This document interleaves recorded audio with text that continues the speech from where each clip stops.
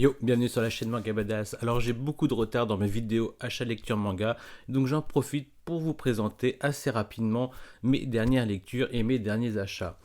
Je vais vous parler du tome 5 de Gigant, tant pis pour le reflet du soleil.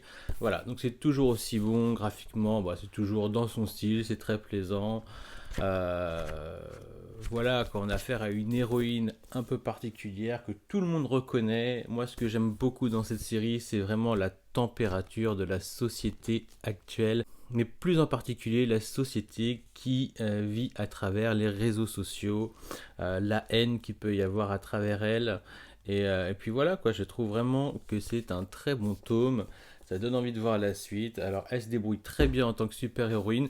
Le petit bémol que j'ai, alors je sais pas, il faudrait que je regarde sur les autres tomes, mais je trouve que le caractère design du personnage principal masculin devient de plus en plus efféminé. Voilà. Alors voilà, il n'était pas super. Je sais pas, je vous donne un exemple. Voilà, on voit vraiment des lèvres fines, enfin, voilà, je le trouve de plus en plus efféminé. Après, voilà, il faut bien le démarquer aussi avec les personnages de Gantz ou autres, donc voilà. Mais j'avais pas fait autant attention à ça dans les autres tomes. Alors c'est marrant, je vais vous présenter le tome 4 de La Voix du Tablier. Et je dis c'est marrant parce que j'ai plusieurs abonnés qui sont venus à moi pour me dire qu'est-ce que tu as pensé de ce tome-là.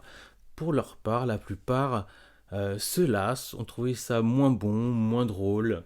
Alors, ce qui est marrant pour moi, c'est que j'ai ressenti ça avec le tome 3. Avec le tome 3, parce que j'ai lu les 3 à la suite, je me suis dit, il y a quelque chose d'un peu lassant dans le truc, toutes les blagues ne font pas mouche. Le seul truc, c'est que moi, j'ai acheté le tome 4 en connaissance de cause et j'avais pas les mêmes attentes.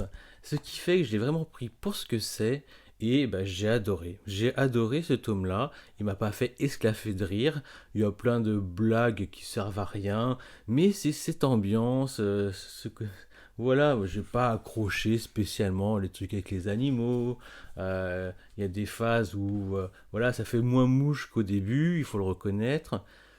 Mais en même temps, je suis tellement mieux dans l'atmosphère que je suis plus à la recherche d'un fil rouge, je suis plus à la recherche de quelque chose que j'attends et qui n'arrive pas. Et c'est ça qui fait la différence, je pense. Je n'attends rien et vraiment j'ai une lecture juste plaisir avec ce tome. Et j'aime toujours autant le personnage féminin qui est la femme de notre ancien Yakuza que je trouve vraiment très fort. En fait, c'est une petite otaku, c'est vraiment très fort. Actuellement, c'est ma lecture principale du moment. Actuellement, je suis au tome 10, donc là, je viens de me faire une dizaine de tomes. J'arrive entre le tome 10 et le tome 11 de Doro et Doro. Donc, je suis en train de m'empiffrer de ça. Voilà, ambiance punk, déjantée, avec des mages entre deux mondes, avec un fil rouge scénaristique qui se met en place lentement, mais qu'on a le droit à des sessions assez loufoques, des personnages déjantés, charismatiques. Alors c'est sanglant, il n'y a pas vraiment de gentils, il n'y a pas vraiment de méchants, ils sont tous un peu gentils, ils sont tous un peu méchants. Voilà, mais ils n'hésitent pas à zigouiller n'importe qui, voire à les ressusciter s'il faut. Il y a vraiment pas de limite dans ce manga. C'est vraiment, vraiment. Alors, on m'en parlait, on m'en disait que du bien, que c'était un de leurs meilleurs mangas. Et je comprends pourquoi, parce que moi, j'adore ce monde-là, ce monde un peu crasseux, un peu magique, et surtout complètement décérébré par les personnages qui sont super attachants, qui sont super violents, et qui sont voilà, complètement borderline. Et puis voilà, il y a des relations entre eux qui sont vraiment, vraiment, vraiment top. Et je veux vous parler du dernier Hajime Hippo, donc c'est le tome 4 de la saison 6. Alors moi j'adore Hippo. Qu'est-ce que je peux vous dire de plus? Là on voit Takamura qui est en train d'en prendre plein la tronche. Voilà, moi je vais beaucoup plus loin dans ma lecture de Hippo que en manga, mais j'adore les relire.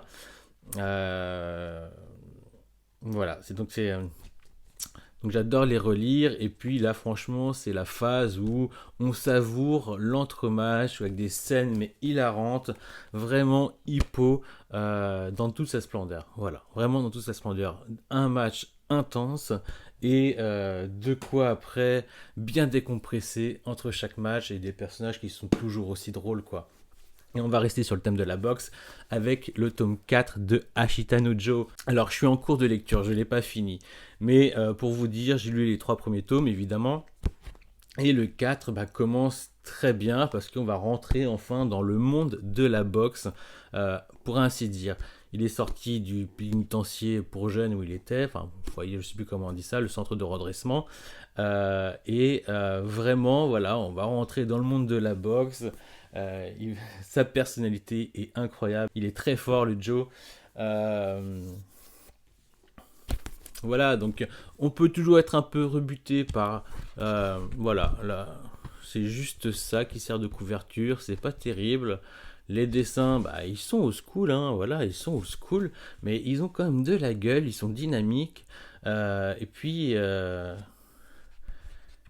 Et puis voilà, ça promet, donc j'ai hâte de finir cette lecture.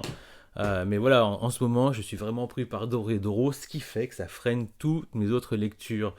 D'ailleurs, je me suis acheté Slam Dunk 11 et Slam Dunk 12, donc vraiment des lectures que j'affectionne particulièrement, avec des nouvelles jaquettes, mais qui sont véritablement splendides, quoi. Vraiment, pour moi, c'est que du bonheur de lire ça. Seulement, je les ai pas relus, là. Voilà, j'ai beaucoup de choses à lire. Je connais la série quasiment par cœur. Donc là, c'est des matchs avec Sendo. Voilà, donc je ne peux que vous le conseiller fortement. Je reprendrai le temps de me relire toute la série Slam Dunk, mais c'est comme Fullmetal Alchemist, la Perfect Edition, le tome 4. J'ai pas pris non plus le temps de le relire. C'est des séries que je connais très très bien. Quoique, franchement, lire une fois de plus dans sa version perfecte me ferait pas de mal, mais actuellement j'ai pas le temps. Mais voilà, donc c'est un tome où on voit l'arrivée par souvenir, par flashback de Curtis, donc la maître de nos deux jeunes héros, qui est franchement badass dans le genre. Je sais pas si j'ai une image d'elle où on la voit bien badass comme il faut. Voilà, elle est... Bon, c'est gentil, mais bon, voilà.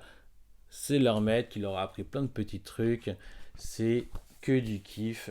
J'ai hâte de me refaire la série, un de ces quatre, tout comme Maison Ikoku. Alors voilà, j'aimerais l'avoir lu, mais je ne l'ai pas encore lu. Je l'ai feuilleté. Voilà, j'ai lu quoi, un ou deux chapitres. Voilà, un ou deux chapitres, et ça m'a remis dans le monde direct. J'ai longtemps hésité à voir cette édition, la perfecte, soi-disant perfecte édition. Moi, je la trouve vraiment pas terrible. Comme ça, si on connaît pas les autres, ça passe. Le bon côté, c'est que quand même, on a quand même le droit au début, voilà, à une double plage couleur, donc ça c'est top. Et puis voilà, après on reste quand même dans un format qui me déplaît car je le trouve assez petit, les marges blanches me paraissent assez énormes, surtout en hauteur en fait. Mais voilà, une fois qu'on est dans l'histoire, c'est que du bonheur. Donc c'est une romance assez loufoque, dans un pensionnat à la maison Ikoku très loufoque. Et puis voilà quoi. Euh, Voilà quoi, c'est vraiment le genre de lecture que j'affectionne particulièrement de Rumiko Takahashi lorsqu'elle ne fait pas de isekai. Et c'est exactement le cas de Rumiko World. Voilà, un ou W, on va dire Rumiko World. Pourquoi j'aime particulièrement celle-ci, hormis qu'il a déjà une superbe édition cartonnée, digne des plus grandes de luxe. Je l'aime particulièrement. Déjà aussi les graphismes.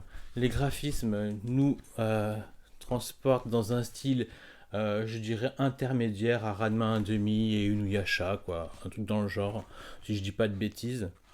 Donc on a les premières pages couleurs. Et ce que j'aime particulièrement dans ces histoires de Rumiko Takahashi, c'est ce que je vous ai dit juste avant, c'est qu'on n'est pas dans du isekai. On est vraiment dans des bons délires contemporains, avec des personnages contemporains. Et voilà, un peu de tout quoi. Là, donc là, c'est un peu de sport, un peu de...